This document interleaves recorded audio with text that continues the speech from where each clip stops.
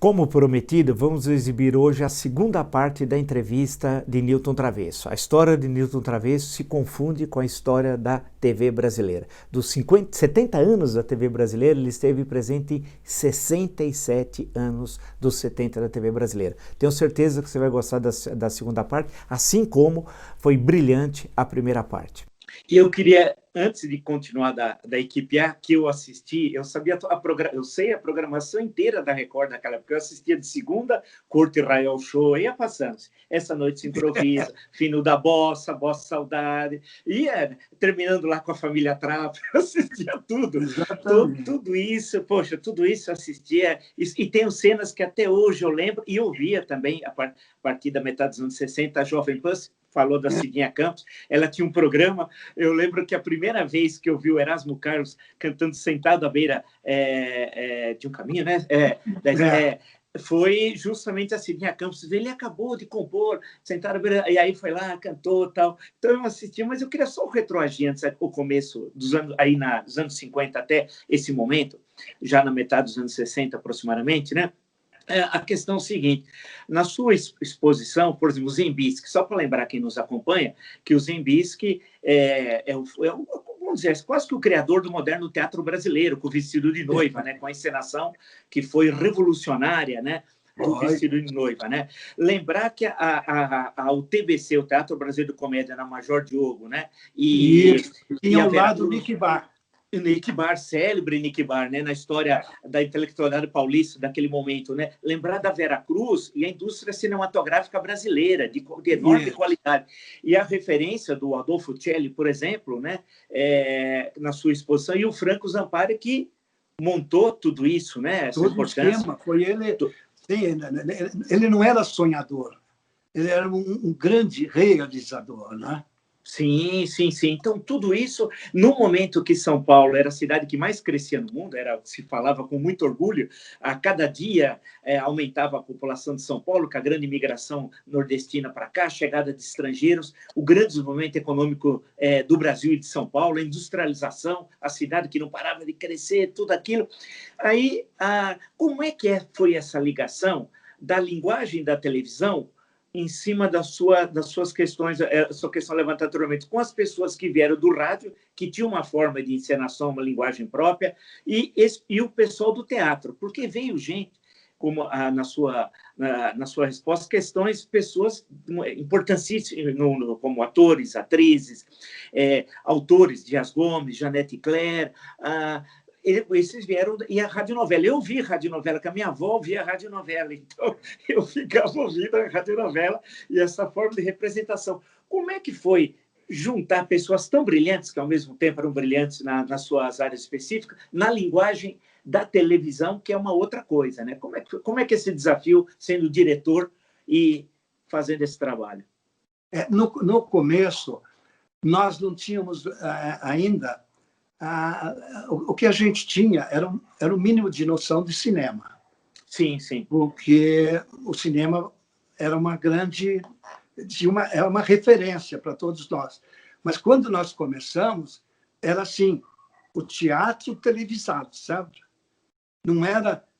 As marcações, nós, com as câmeras, seguíamos os atores. Sim. Não eram os atores que trabalhavam em função à câmera. Foi aí que nós fomos compreendendo e nos aproximando da realidade da televisão, que a televisão necessitava o quê? De marcação. Quando eu levanto e vou para um espelho, eu vou com esta câmera vai me conduzir, mas o que é a importância? É que quando eu levante e vá para o espelho, tem um porquê. E antigamente não tinha o porquê. As marcações eram marcações praticamente de teatro. Não eram marcações para a câmera, para a televisão. E foi aí que nós começamos a descobrir e trabalhar o ator dentro do texto e da sua personagem. Aí que nós começamos a trabalhar direto para as câmeras, para que ele entendesse que ele não precisava estar de frente para as câmeras para poder a pessoa, o telespectador, saber o personagem que ele estava vivendo e que ele estava levando para todos nós. Porque o que era mais importante era como sobreviver dentro daquele cenário o personagem, como o personagem trabalha, como o personagem vivia. Era o seu dia a dia. Então, conseguimos fazer com que os novos atores, inclusive, entendessem que era importante, na montagem dos seus personagens, eles compreendessem a importância da câmera.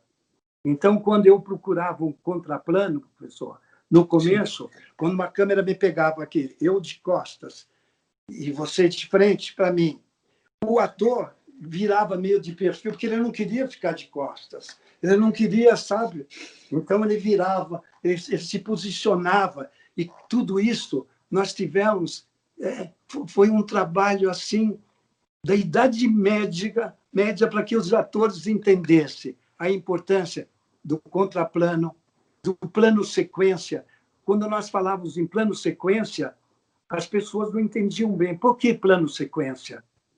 Não, é que nós vamos fazer o plano sequência é um plano em que nós não vamos dar um corte, nós não vamos cortar para outra câmera, nós não vamos editar, nós vamos com você, porque você vai construir com o seu personagem o começo, meio e fim de um trajeto. Se você tem que maltratar alguém, nós vamos com você e devagarzinho com você nós vamos caminhando e vamos mostrando como é que você está se separando para chegar a uma vingança. E isso tudo é o poder seu de ator, e eu vou trazer o poder da câmera, que vai com você, vai te conduzir até você chegar diante dele e dizer, posso saber por que você está aqui? Ele diz, não, eu sei, vou te contar. E aí, despejava o texto. Aí começavam os cortes de câmera. E aí as pessoas começaram a entender a importância da televisão. E com a vinda do VT, eles começaram a assistir e ver que era muito mais fácil fazer televisão com marcação, porque facilitava para eles decorarem o texto. A marcação, porque quando você está com o texto na cabeça, a marcação te ajuda a lembrar o texto. Sabe? Se eu estou dizendo um texto, estou sentado, aí eu sei que digo, olha, eu sabe de uma coisa, eu preciso ir para casa. Aí eu levanto, essa marca já me lembra o texto da sequência. É um negócio impressionante. E tudo isso foi assim, foi um conjunto de atores, atrizes, cenógrafos, diretor de fotografia, cameraman, diretor de TV. Foi um conjunto que foi nascendo, que foi se armando e que foi dando um certo romantismo para a televisão. Foi aí que começou a nascer o teatro com mais sensibilidade, sabe? Um tipo de interpretação mais verdadeira, um tipo de interpretação mais sussurrada. Fomos fazendo com que os atores fossem perdendo a interpretação em que projetava a voz, sabe? Tem momentos... Por que projetar voz? Tem momentos que nós não podemos projetar quando nós estamos mexendo com o nosso sentimento, com a nossa alma. É quase um sussurro. Mas, naquele tempo, era uma técnica, você projetar a voz e como se estivesse sussurrando. E aí, na televisão, nós fomos criando o quê? O sussurro. Você respirar, você dizer as coisas, você trazer as coisas para dentro e saber como jogar para as câmeras. E aí foi nascendo um outro espaço, né, professor? Aí foi nascendo um espaço em que a própria TV Globo foi criando novelas mexicanas logo no começo e foi criando também e se aproximando da realidade da teledramaturgia. E aí começamos a trazer a novela para a televisão. E a novela foi deixando, aos poucos, o rádio, porque os autores, e não os atores e atrizes, os autores todos começaram a vir para a televisão também e se encantaram com a televisão. E a televisão foi uma grande abertura para todos nós. Agora, o bonito que foi de tudo isso foi essa união, sabe, professor? Sim. Foi a união de atores, a união de diretores, a união de... para que a gente entendesse melhor a nossa televisão e que nós pudéssemos projetar um veículo de comunicação que estava nascendo e que ele não podia estacionar e ficar parado dentro de um limite. Nós tínhamos que ser muito mais provocativos, nós tínhamos que começar a fazer um trabalho completamente mais, um pouco mais arrojado, professor. Sim. E foi aí que nós fomos abrindo vários espaços, os espaços para a dramaturgia, os espaços para os grandes teatros, sabe? Foi começando as coisas a acontecerem. É que, para nós tivemos uma parada e nós tivemos que fazer uma sequência de programação dentro de um teatro. E aí que é o que festivais. Aí, só que nós tivemos um espaço em que nós começamos a projetar uma nova geração da MPB. Sim, Caetano, Gil, Toquinho, Vinícius, sabe? Estava nascendo uma nova Bethânia, Gal, Nara, sabe? Tudo isso tinha um certo encantamento. E a Elis Regina estava se projetando cada vez mais. A Elis Regina tinha uma força, não de uma grande cantora, não de uma grande intérprete. Era tudo isso e também de uma grande atriz. Porque a Elis Regina jamais cantou sem ter dentro de si uma grande interpretação. Não há uma música que você não ouça da Elis em que você sinta que lá dentro, na alma dela, tem alguém muito forte jogando para você o seu potencial de voz, o potencial do autor, o potencial de um equilíbrio emocional de música. E assim nós fomos trabalhando a programação da Record. Vieram os festivais, as coisas foram acontecendo. Tivemos um grande festival de 66, no empate memorável da banda com uma disparada, que não era para ser cantada pelo Jair Rodrigues, você sabe disso, né? Não sei não. Como é que foi? Não, porque quando nós estávamos ensaiando, e o Solano já estava passando com o maestro as músicas, tudo, ficou certo da disparada ser interpretado pelo Jair Rodrigues.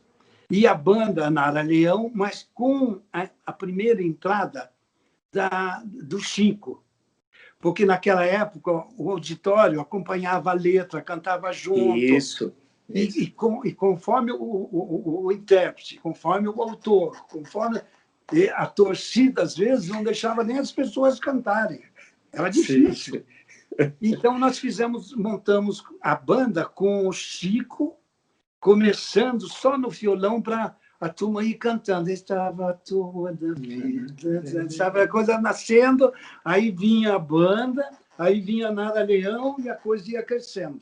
E quando estava tudo certo para começar o ensaio, o Geraldo Vandré, autor do Disparada, ele falou: vocês estão malucos. Jair Rodrigues vai interpretar minha música, mas você... Esse cara é um moleque, esse é um maldito, é um brincalhão, é um cara que vai entrar no palco como se estivesse brincando com cachorrão, essas bobagens que ele faz no palco, isso jamais ele vai fazer. A minha música é uma obra, tem que ser respeitada. E essa música vai ser defendida pelo autor, que sou eu, Geraldo Vandré. Putz, ela criou um mal-estar. E aí, o Paulinho... E a gente também tendo que ensaiar, vendo câmera, tudo, teve a habilidade do próprio Solano. Né? O Solano Ribeiro foi lá e foi conduzindo a coisa com uma certa nobreza para que quebrasse esse frio e essa violência contra o Jair Rodrigues do Geraldo Vandré, até que ele acabou cedendo. E eu acho que uma das maiores interpretações do Jair Rodrigues está no Disparado. É uma coisa impressionante É uma sim, coisa muito forte. É como um Domingo no Parque, do Gilberto Gil. É muito sim, sim. forte. Essas músicas ficaram, né? O É, movimento tropicalista foi um movimento incrível, né, professor? Tudo isso, sabe? Tudo isso veio, mas aí, pumba, mais um incêndio no Teatro Consolação e perdemos tudo. E lá fomos nós para o Teatro Paramount. E recomeçamos tudo no Teatro Paramount. Fizemos até o festival de 67, que foi um festival brilhante, um festival que eu lembro até hoje, que quando o Sérgio Ricardo entrou no palco, ele pegou o violão, arrumou o banquinho e começou a cantar. Beto, Beto bom de bom bola. de bola. Aí ele parou, fizeram silêncio, aí ele, Beto, bom de bola. Mas era um negócio de uma violência, professor. E ele parava. Aí, na terceira vez, ele diz, vamos fazer uma coisa. Pode me vaiar, faça o que vocês quiserem, mas, por favor, ouçam a minha música. Vocês não estão ouvindo? Vocês estão vaiando o quê? Ouçam a minha música. Aí aquele silêncio no teatro. Aí ele começou a cantar. Quando ele começou, Beto Bondemar, o teatro inteiro. Aí ele pegou o violão, arrebentou o violão no banquinho. Não sei se você lembra dessa cena. Lembro, lembro, lembro. Eu estava no suíte, fazendo, inclusive, direção de TV, e vi que ele não ia suportar tudo aquilo, tanto que eu tirei a estação do ar, botei para break, para ver como é que ia, aí depois, quando voltamos, o Blota Júnior disse que ele tinha sido desclassificado pelo júri, que era o Júlio Medalha, tinha um Raul Duarte, tinha uma turma, tinha um júri, né?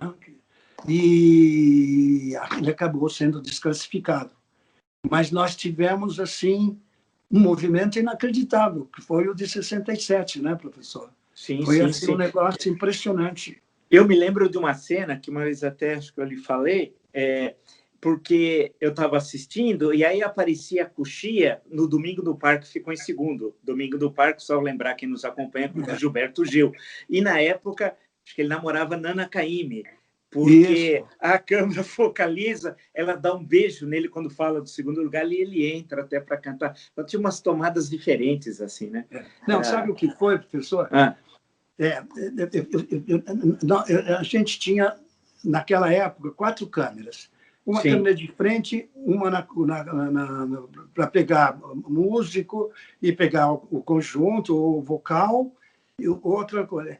Essa quarta câmera tinha a coxia do teatro. Aí eu botei sim, um pano preto na coxia, olhando de frente para o teatro, para a mão, não para o teatro. À sim. direita, na coxia, eu interrompi essa coxia. Todo mundo entrava pela coxia da esquerda, trabalhava pela coxia da esquerda. E aí eu botei um pano preto em toda a extensão até o urdimento. Aí botei vários cavaletes e botei a câmera lá em cima e fiz um buraco nesse pano preto, que cabia exatamente a lente. E eu fiz tudo isso de manhã, antes dos músicos, antes dos cantores, antes do intérprete, antes da equipe, antes de tudo, para que ninguém soubesse que lá tinha uma câmera. Então, essa câmera mostrava o Randall fumando, o Gilberto Gil fumando, a Nana Caymmi, mostrava Edu Lobo, Marília Medalha, sabe? Mostrava assim o que estava acontecendo antes do Blota anunciar, né? Antes do Blota dizer quem vinha, quem ia interpretar, qual era o próximo intérprete. Naquele cantinho tinha uma câmera ali que também pegava o júri, pegava a Rita Lee com o Roberto no movimento do Tropicália, do Caetano. Então, foi mais ou menos preparado, que era assim uma das coisas que a gente fazia. A televisão você só consegue fazer com muito amor, com muita paixão, senão você não consegue. E não existe uma forma de você ir para casa e dar um corte e seguir. Vou começar agora, vou tomar meu vinho. Por mais que você tome o seu vinho, por mais que você esteja em casa, por mais que você esteja se preparando para dormir, o seu tempo tem um lado que não desliga, que está sempre te chamando a atenção para você tentar fazer alguma coisa melhor. Eu acho que durante esses 67 anos sempre teve alguém que me disse, olha, tenta fazer melhor do que você fez hoje. E eu convivo com esse alguém que eu não sei até hoje quem é, mas sempre diz para mim, Travesso, tenta fazer melhor. E aí pegou fogo outra vez no Teatro Paramount, professor. Incrível, né? 3 incêndios. Pegou fogo em tudo. Foi num domingo em que a Cidinha Campos estava fazendo um programa e tinha 400 crianças. E eles esperaram as crianças sair e viram do prédio do Teatro Paramount 2 pessoas andando no telhado, jogando, como se fosse, sei lá, gasolina, qualquer coisa, pelo urdimento, que aí pegou fogo. E na mesma semana, na mesma época, estava pegando fogo na Rua das Palmeiras, a TV Globo, que foi quando a TV Globo foi embora para o Rio de Janeiro e nunca mais voltou para São Paulo. E aí nós fomos para o Teatro Augusta. E foi no Teatro Augusta que nós demos uma continuidade aos nossos programas. E aí fizemos até também, na época, um programa que era Walter Silva Pica-Pau, que tinha ideias incríveis. E era um radialista inacreditável. E aí ele trouxe, Travesso, eu tenho uma ideia de fazer um programa assim, assim, assim. É um pessoal do Ceará. Ainda tem uma menina que joga basquete, mora em São Bernardo. Tem assim uma garotada boa aí querendo. E eu estou com essa gente na mão, você é muito de fazer. Vamos fazer o programa, vamos. Aí começamos a conversar sobre o programa e fizemos um programa, que inclusive o título é dele, do Walter Silva Pica-Pau. Misturação com X. E aí ele trouxe Edinardo, Belchior, sabe, o pessoal do Ceará. Aí sim, a Simone, e aí os Secos e Molhados. Só que os Secos e Molhados criavam um problema muito sério, porque o programa ia ao ar às quartas-feiras e entrava às 9 horas da noite. E eu ficava na censura até às 8 horas da noite, para que eles me liberassem o certificado. Este programa foi liberado sob o número tal, tal, tal, que sempre tinha que aparecer à frente das câmeras durante o regime militar. E eu, toda quarta-feira, eu tinha que ir para lá, porque ela me dizia, eu não entendo a capacidade de vocês. Vocês agora vocês estão fazendo um programa em que vocês incentivam a viadagem na televisão. Este homem chamado Ney Matogrosso, desse conjunto que vocês estão botando no ar, isso daí é uma vergonha para todos nós brasileiros. Como é uma vergonha o que a dona Irã Barbosa faz com a língua portuguesa. O que a dona Irã Barbosa compõe com nós vai, nós vem. E era, assim, um discurso de uma violência, professor, inacreditável. E assim, ouvindo e dizendo, nós estamos no novo tempo, nós estamos tentando, é um novo espaço, é uma nova geração. O que ele faz? Ele cria o figurino. Este homem não é um viado, ele é um ator, ele é um grande intérprete, ele é um grande cantor, só que ele tem uma facilidade para criar os seus figurinos, a sua coreografia. Ele tem um outro tipo de sensibilidade. E essa nova geração que está vindo são pessoas de um comportamento diferente. Eu não acho que seja para censurar, mas eu sei que quando chegava lá pertinho da hora, eles liberavam, eu saía correndo e ia para o Teatro Record para botar o certificado na frente da câmera e botar o programa no ar. E assim foi com todos os programas que a censura ficava assistindo. A gente ficava na coxia e via os censores, sabe? Eles se vinham 2, 3, então cada um sentava no lugar, mas a gente sabe, é como um detetive com um jornal. Quando você vê um cara encostado na parede, de chapéu, fumando, com um jornal escondendo a cara, pode estar certo que ou ele é detetive, ou ele é alguma coisa. Mas... E a gente sabia mais ou menos qual era a pegada da censura. E a gente também percebia porque eles acompanhavam a letra da música. Porque, por exemplo, se o Caetano dizia eu estava à toa na vida, e se o Chico dissesse eu não estava à toa na vida, eles já chamavam atenção. Por que eu não estava? Ele mudou a letra da música? Eu falei, não, ele não mudou a letra da música. Não, acho que o senhor ouviu mal. Então, sabe, era o tempo todo criando um mal-estar, sabe, uma coisa assim, que também, de repente, passamos por tudo isso, né? Todos E a nós sua sabemos mudança... que foi para nós tudo Sim, isso.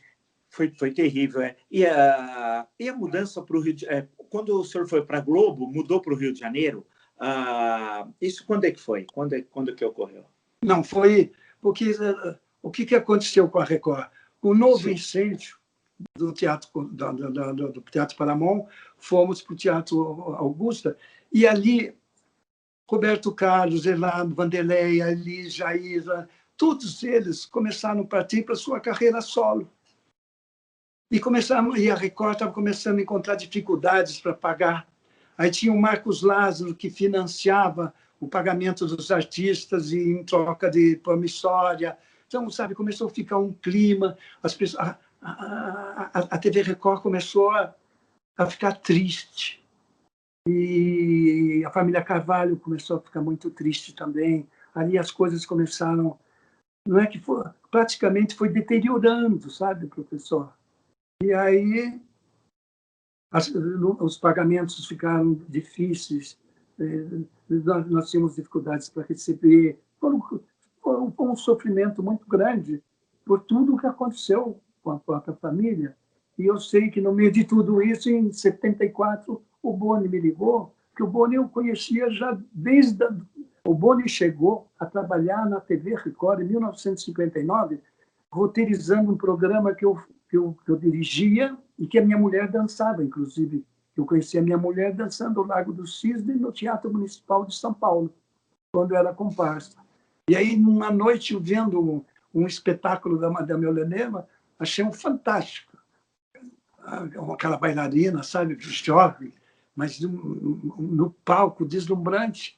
Aí depois, no Teatro Santana, fui assistir um segundo espetáculo dela e acabei casando, estou casado com ela até hoje, que é a Marilu. E eu sei que aí, em 74, o Boni falou outra vez, eu sei que eu soube que as coisas aí estão complicadas.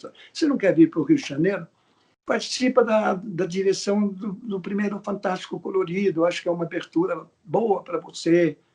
Aí eu acabei aceitando o convite, falei com o Paulinho, todos, aceitei o convite, fui para fazer o primeiro Fantástico Colorido, com Mário Xuxema, Manuel Carlos, Zé Itamar de Freitas, que era um diretor de jornalismo excepcional, bárbaro, era de uma dignidade incrível, era um professor, inclusive, para todos nós de jornalismo.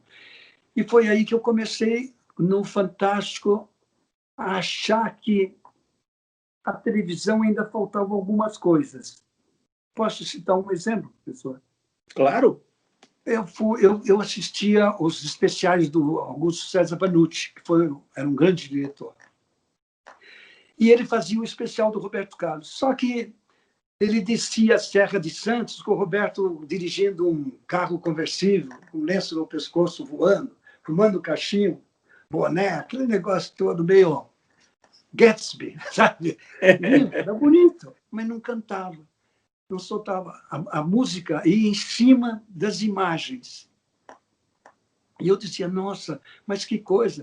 Porque eu já tinha feito, naquela época eu acompanhava muito e viajava também, para ver West Side Story, My Fair Lady, Oklahoma, Sete Noivas para Sete Irmãos, os musicais da Broadway, os grandes balés, e tudo isso, sabe? O cinema, o próprio cinema com a Metro, que deslumbrava com os grandes musicais, o Gene Kelly, Fred Astaire. Então, tudo isso, até que um dia eu saí com a Leda Nagli para fazer uma reportagem, foi uma reportagem no antigo Cassino da Urca, uma coisa assim, que era da TV Tupi. Eu sei que eu fui com ela para fazer a reportagem, e aí que eu vi que, para fazer a reportagem com a jornalista, era um VT portátil, grande, pesado, e puxava o microfone e ela fazia entrevista com o microfone. Aí eu fui para casa e comecei a pensar, professor, para eu fazer o que o cantor cante, duble, para eu sincronizar, ele precisa ouvir a música. Aí eu pensei, eu pego esse VT, pego o microfone. Se eu comprar uma corneta, eu boto o microfone dentro da corneta. Essa corneta eu ponho perto do cantor, a uma certa distância, com a câmera, ao lado da câmera. E com um gravador, eu ponho a trilha sonora, a música inteira. E eu solto a música que está na corneta. Então, a corneta ligava no gravadorzinho, que era um gravadorzinho desse, tipo de cassete, sabe, professor? Sim, sim. Então, ligava, ele tinha a corneta, ele ouvia aqui, o microfone estava dentro da corneta para eu ter a trilha sonora para depois sincronizar, o som guia. Ele ouvia, botava a luz aqui, a câmera e tal, e comecei a bolar tudo e levei o projeto para a engenharia da TV Globo. Falei, eu gostaria de tentar fazer com que o cantor cante, duble, para eu sincronizar na edição. Mais ou menos a ideia é essa. Mas o que é? Não, eu pego o microfone, boto na corneta, ele ouve e tal, aí eu boto o color bar, ponho a trilha sonora, aí eu começo a sincronizar o cantor, tudo. Não, ele falou, olha, a nossa televisão, a TV Globo, não sei se você está a par, mas ela tem um padrão de qualidade. A TV Globo não é isso que você está imaginando. Isso que você está imaginando é uma coisa muito... É muito pobre. É uma coisa sem projeção nenhuma. Então, faz um favor para todos nós. Travesso, esquece essa ideia. Pense em outras coisas. Tá bom, muito obrigado. Quer dizer que a engenharia não vai assinar esse seu projeto. Falei, tá bom. Aí saí. Quando eu estou indo no corredor, encontrei o Boni. Oi, Travessinho, e aí? Falei, pô, levei um coice agora da engenharia. Por quê? Não, porque eu estou pensando em fazer o cantor cantar, dublar. E falei para eles que eu, com uma corneta, com a VR3000, VT, o microfone na corneta, eu consigo fazer isso. Falei, mamãe, mas isso é uma big ideia, Travessor. O que a engenharia falou? Para eu esquecer. Não. Faça quanto se precisa para criar tudo isso. Eu falei, 200 reais. Eu preciso de um gravadorzinho e comprar uma corneta. O veterano escreveu e comprou uma corneta aí. Ele falou, então faz. E aí,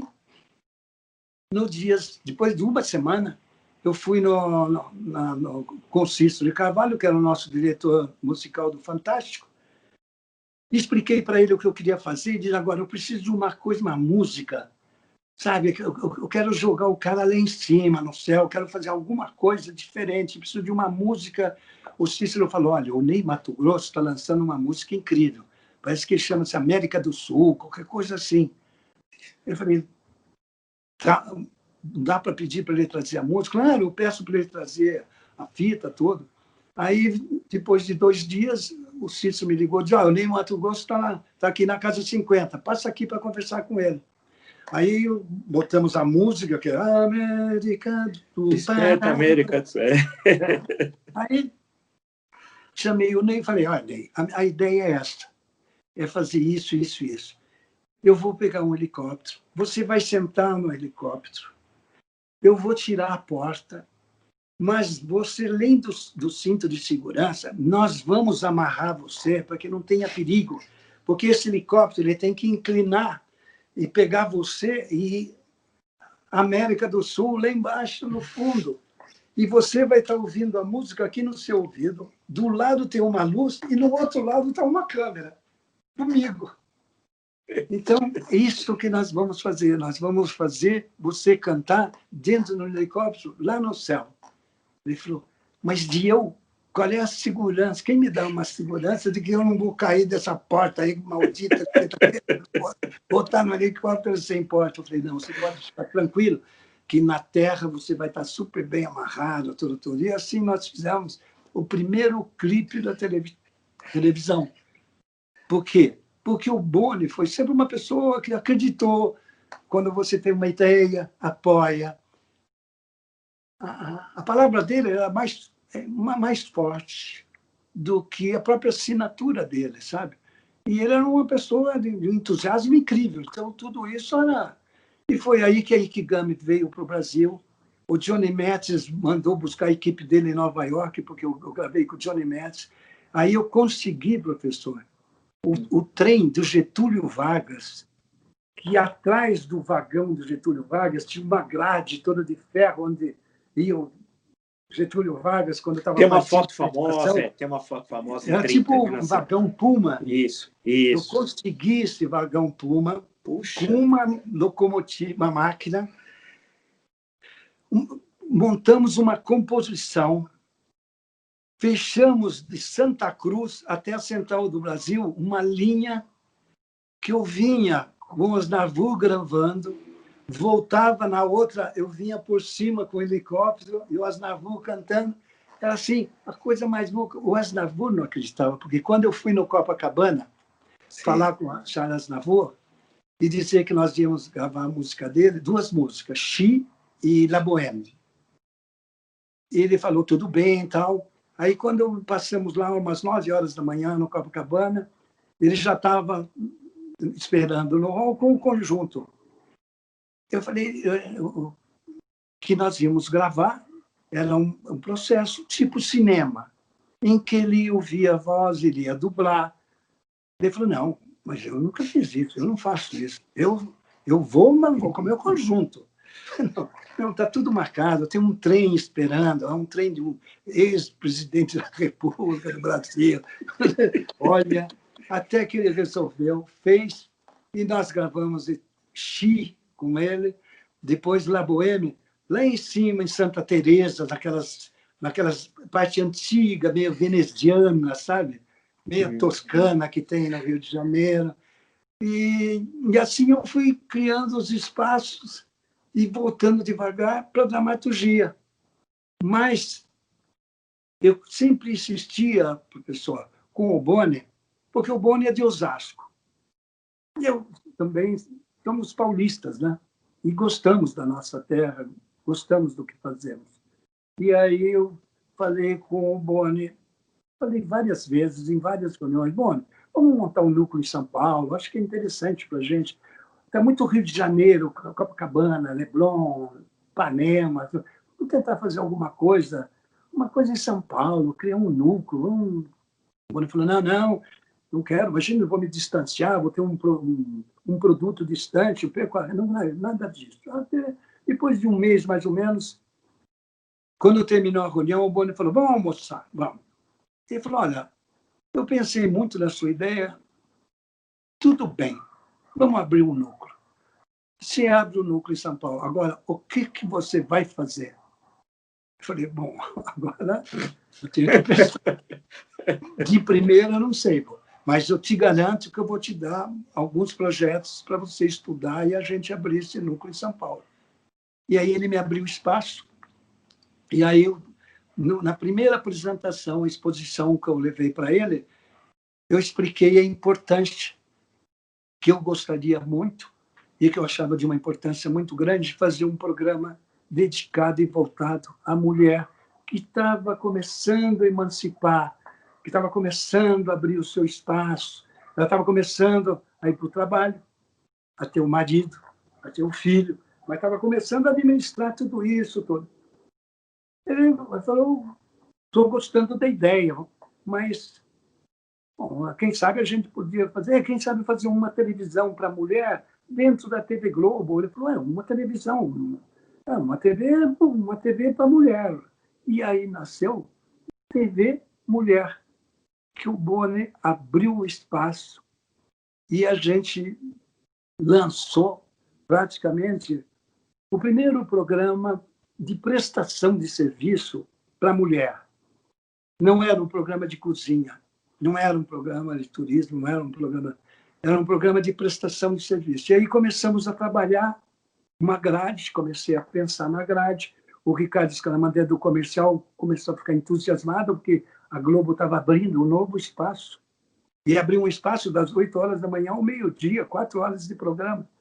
E aí comecei a montar a grade e convidar as pessoas que eu tinha confiança, que eu gostava, que sempre trabalharam comigo, sabe?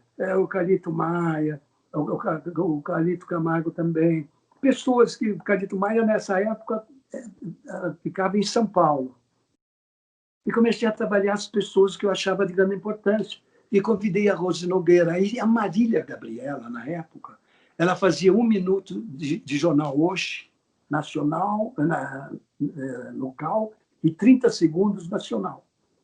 E quando ela viu que eu estava abrindo o núcleo em São Paulo, na Praça Marechal Deodoro, ela disse, bom, eu preciso desse, esse é um espaço que eu tenho ambição na vida. Eu não quero ser repórter, eu não quero ser repórter do Fantástica, eu quero ser apresentadora, eu queria fazer um programa que eu me apresentasse. E acho que essa ideia sua de abrir o leque num programa para mulher, acho que é de uma importância muito grande, eu quero participar. E ela começou a me ajudar. E aí eu trouxe o Clodovil, que na época eu tinha levado o Clodovil, quando nós fazíamos o programa da Hebe na Record, nós começamos a trazer os grandes figurinistas, Denner, Ney Galvão, Clodovil, e fazer desfiles de modas que as mulheres achavam um certo encantamento, né? Era o lançamento Primavera, Verão, Outono e Inverno, dos grandes costureiros que nós tínhamos em São Paulo. E aí eu chamei o Clodovil, fui chamando os meus amigos e apresentando para eles a ideia. Só que tinha um quadro sobre sexualidade, que era um quadro chamado Comportamento Sexual, em que eu tinha pensado na Maria Helena Matarazzo, que era uma sexóloga de São Paulo, uma sexóloga de grande prestígio, tudo. E aí falei com a Marília, eu acho que para fazer o quadro Comportamento Sexual, eu acho que essa Maria Helena Matarazzo vai ser porque ela tem uma facilidade para se expressar tudo. E aí a Marília chamou, ela veio na Praça Marechal Deodoro, nós sentamos, conversamos. Só que quando eu estava mais ou menos, estava começando a caminhar bem, ela falou, só que eu, para aceitar o seu convite, eu quero pelo menos que você me pague uma viagem para Nova York, eu quero ficar uns 15 dias fazendo umas pesquisas em Nova York. Eu falei, bom, aí já começa a complicar, Marilena, porque eu não tenho verba para... Porque não é só te dar uma passagem para você ir para Nova York, é a passagem, é o hotel, transporte, alimentação, hospedagem, tudo isso tem um custo. Ah, não, mas eu preciso, para eu aceitar, eu quero mudar, eu não quero ser como minha prima, que fica num consultóriozinho, a Marta Suplicy, fica uma coisa assim, sabe? E conversei, eu falei, olha, Marilena, eu tenho um respeito muito grande para você, você é uma pessoa de uma qualidade inacreditável, você é uma sexóloga muito conhecida, você tem um potencial incrível, mas não é nada disso, não vai dar certo. Não vai dar certo.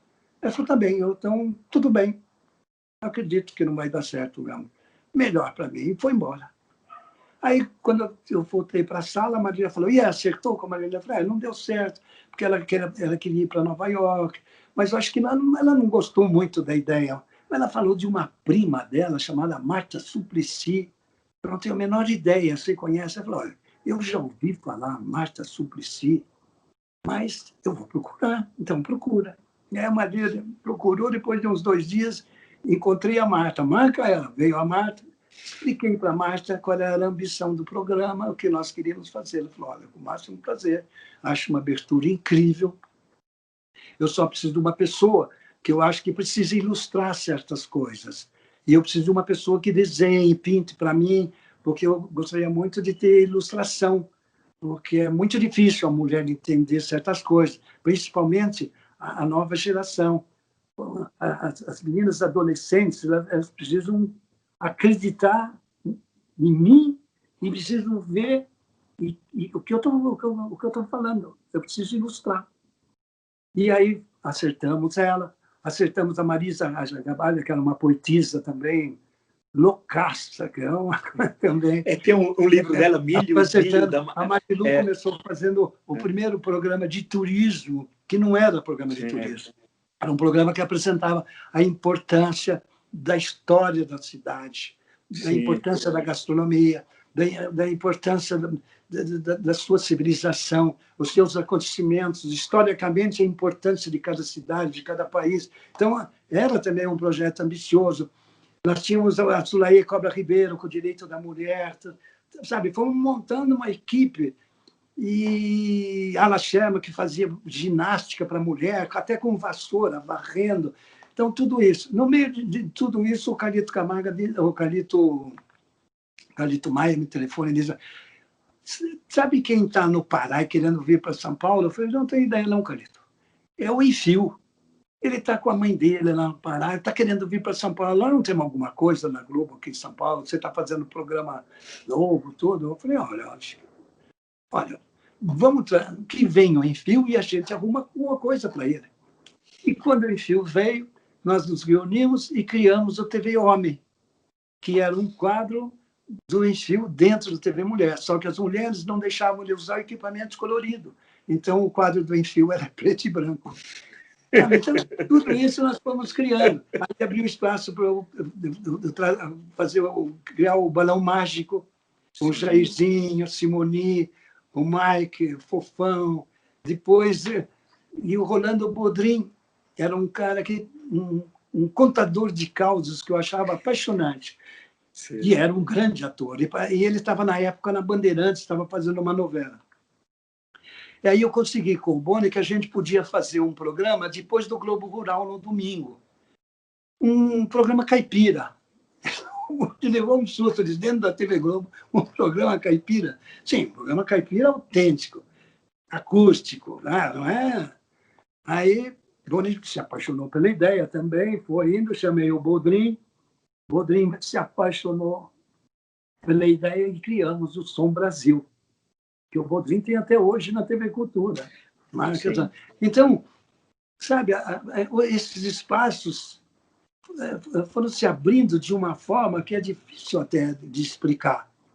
E aí eu acabei depois voltando para a dramaturgia, para a Globo, porque o Daniel Filho tinha assumido a direção de dramaturgia, e aí montamos o núcleo, e eu tive que voltar, porque o Daniel queria que ficasse com o núcleo novela das 6, mais o Fantástico, mais o Chico Anísio Show, aí o Talma com a novela das 7, mais um tal show não sei o quê, e o Paulinho Biratã com a novela das 8, eles montaram 3 núcleos, e aí eu comecei a voltar para a dramaturgia, trouxe o Jaime Monjardim, que era um menino que eu conhecia, filho da Maísa, que foi uma grande companheira também minha, que a Maísa foi uma pessoa que também fez parte da minha vida, né? Como cantor, como fez parte da minha vida Elis Regina em vários momentos.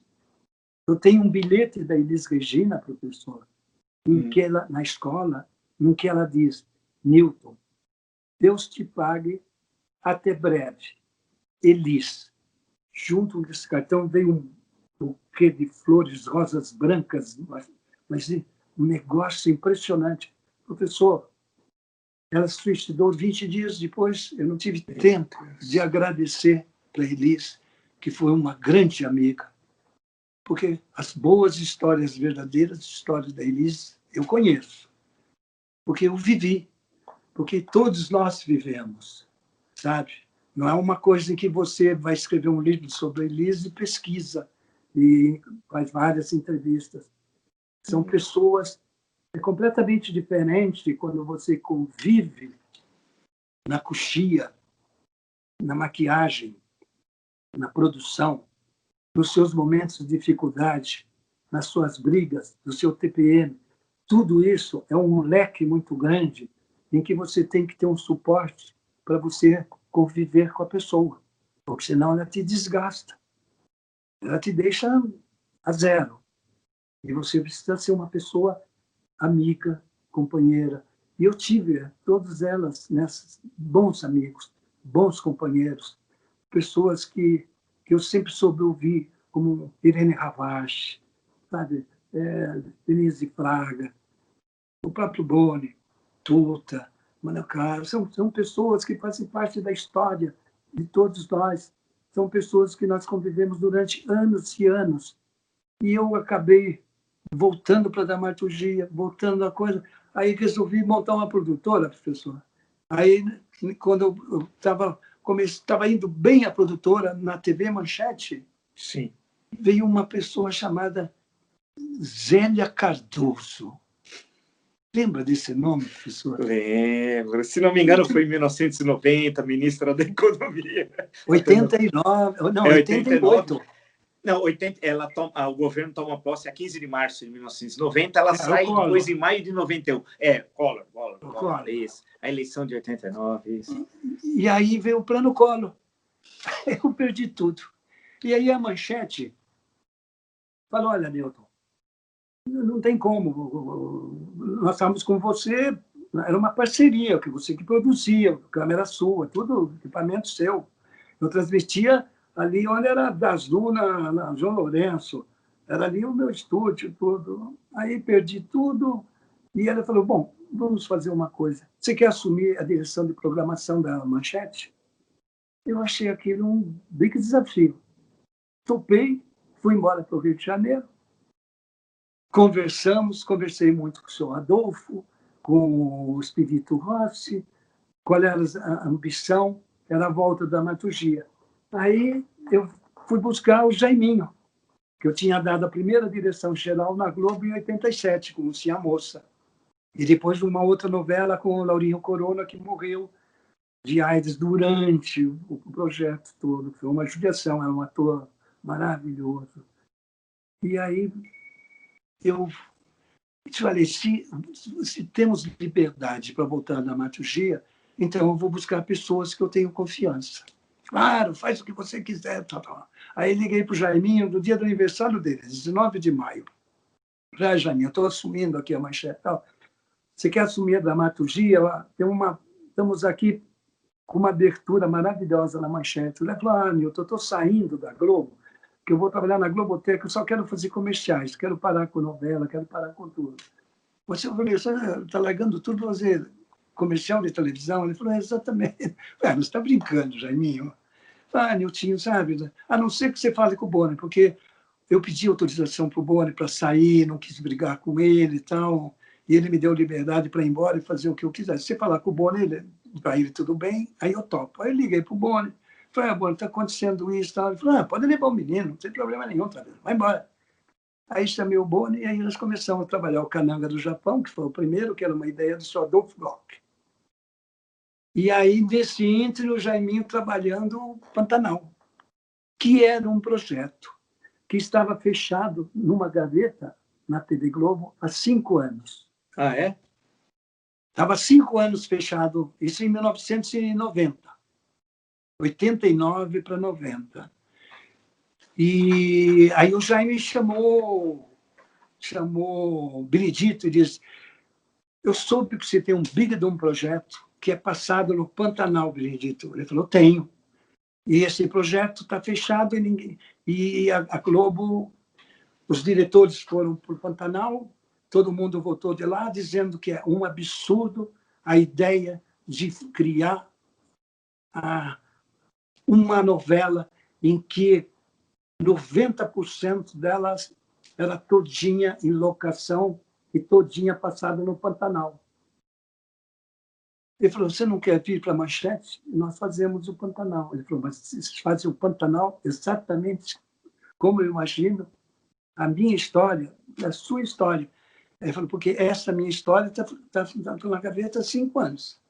Eu vou levar para vocês. E aí trouxemos o Benedito e aí botamos a novela que eu acho que foi assim, uma nova leitura de dramaturgia que o Jaiminho criou. Um tempo diferente de dramaturgia, um tempo diferente de interpretação, um tempo diferente do ator, um tempo diferente de música e um tempo diferente de paisagem. O Pantanal tinha um certo encantamento. E aí começou a dar certo a novela. E aí, professor, nós conseguimos, nos primeiros 20, 25 capítulos, entrar numa faixa de onda da TV Globo conversando, a programação conversando com o Sumaré. Nós conseguimos entrar na frequência do Sumaré, no Rio de Janeiro, E nós ficávamos ouvindo a programação todinha, conversando. Olha, que lá vamos fazer isso. Novela, faltam 2 minutos, vamos fazer uma abertura de 30 de comercial e entramos direto com...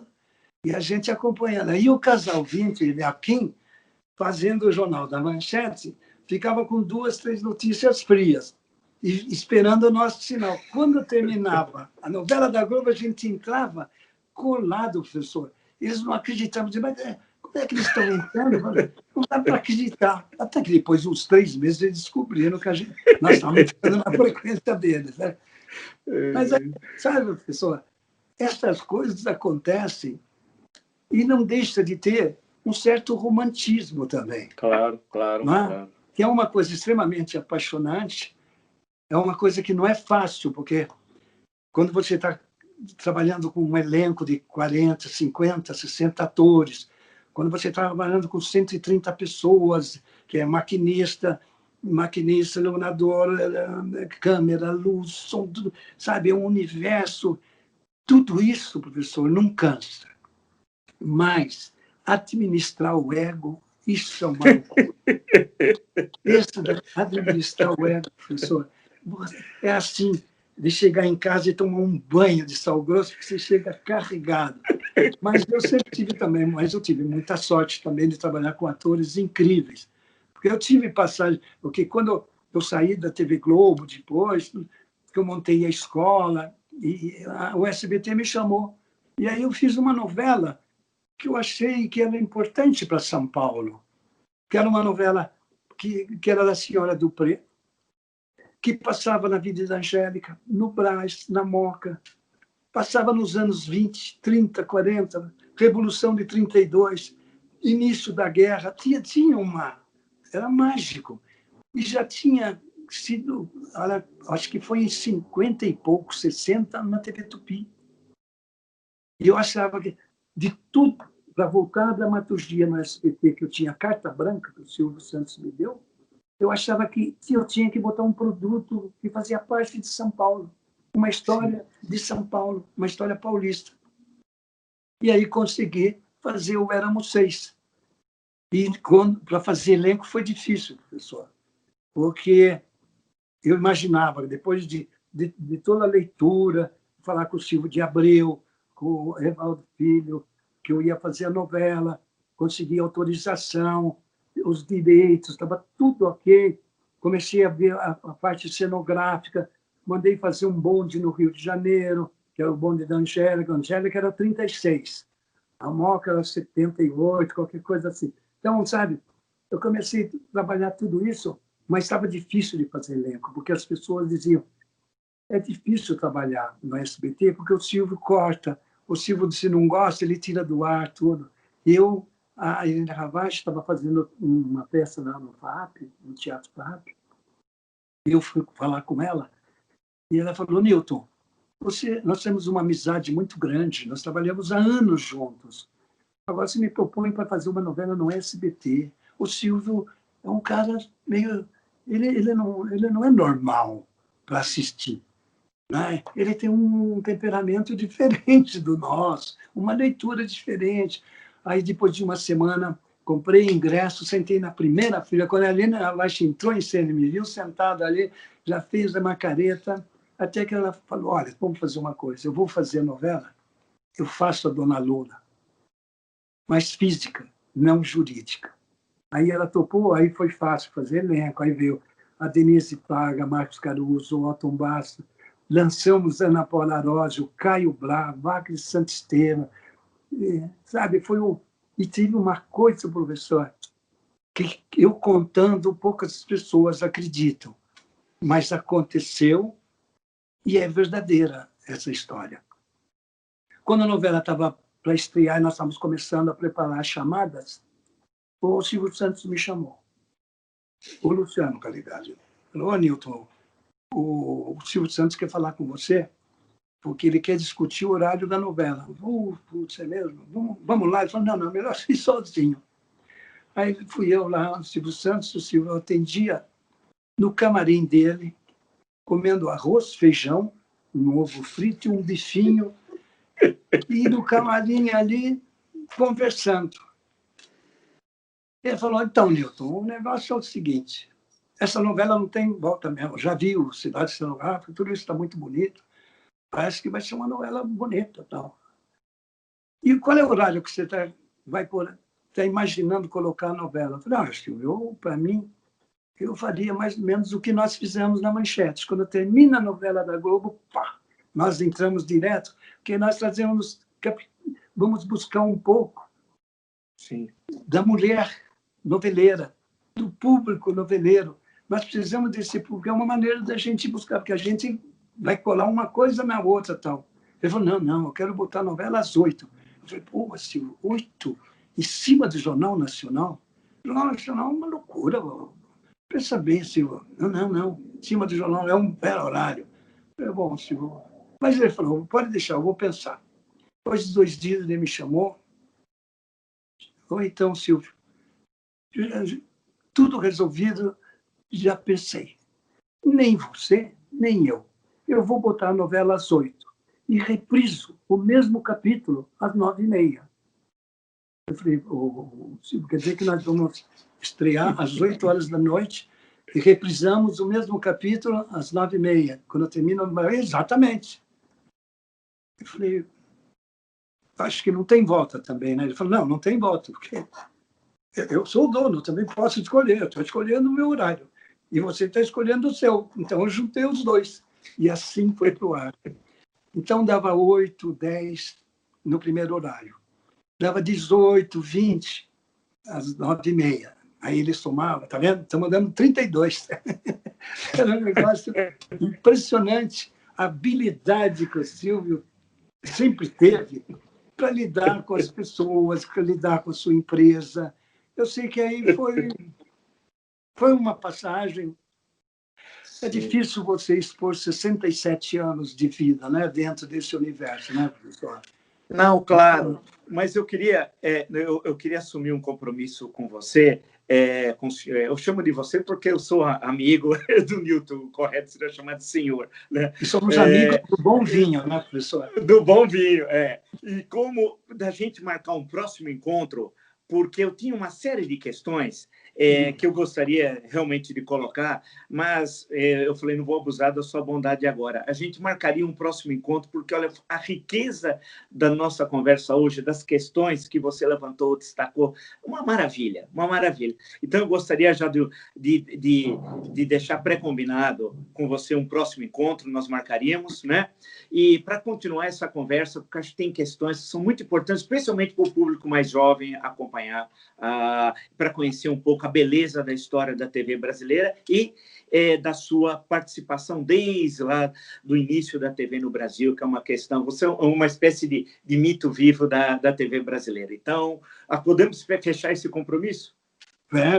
Eu só peço desculpa, acho que eu falei demais, né, professor? Não, ao contrário, falou coisas muito interessantes. Não, falou coisas que eu fiquei pensando aqui, falei, ótimo, nós temos ainda umas outras, foi excelente, e digo isso realmente sinceramente, colocou questões muito importantes, né? E de personagens, de questões importantes, e tinha umas outras coisas sobre atores, atrizes, que eu até anotei, mas aí quero falar assim, ó, nós marcaremos um próximo encontro, o mais breve possível, né? Claro, porque claro. A riqueza, olha, dessa quase 1h30 de conversa aqui foi fantástico. Eu aprendi muito, tenho certeza que quem nos acompanha também vai gostar muito, muito mesmo, muito mesmo. Foi excelente, excelente. Olha, foi ótimo. Então, compromisso assumido? Todos eles têm uma história. A Helene Rabat tem uma história linda. Então... A Elis Regina tem uma história linda. A Cacilda Becker tem uma história linda. Sim. A Cleide Ácones, eu queria justamente apresentar isso daí, eu acho que é legal, porque nós somos um país, Newton, sem memória. O Ivan Lessa dizia que a cada 15 anos o Brasil esquece o que aconteceu nos últimos 15. Então, assim, então eu batalho muito por essa questão da memória, e a TV brasileira tem uma grande história, e você é um grande personagem da história brasileira. Então, ficamos combinados para um próximo encontro o mais breve possível. Então, valeu. Grande abraço, então. E vamos aguardar o nosso vinho, hein? Nosso vinho. Tá bom, tudo Tchau, bom, então. professor. Tchau, tudo de bom. Obrigado.